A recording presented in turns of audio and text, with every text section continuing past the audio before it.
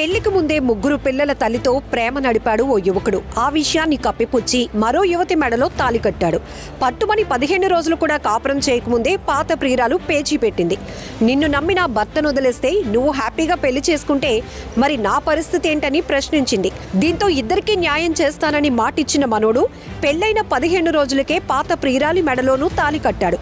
ఈ విషయం తెలుసుకున్న ముందు భార్య పోలీసులను ఆశ్రయించింది. మరి ఇంతకీ ఆ గరుడు ఎవరితో ఉన్నాడు, పోలీసులు ఏం చేశారు అనే విషయం చూద్దాం.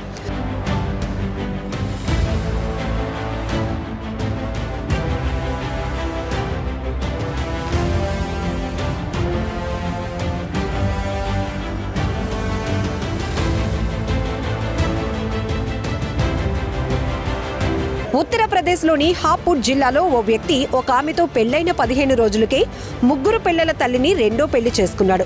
మొదటి భార్య కేసు పెట్టడంతో ఈ విషయం బయటకొచ్చింది.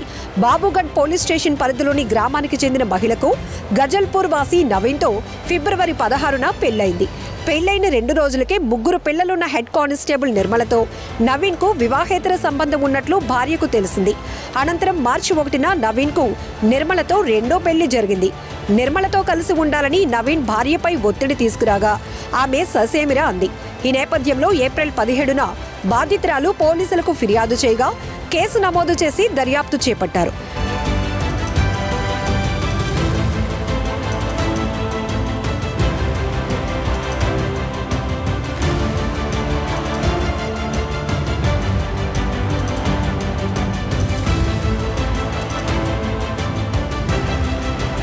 నిర్మలను హఫీజ్పూర్ పోలీస్ స్టేషన్ కు అటాచ్ చేశారు.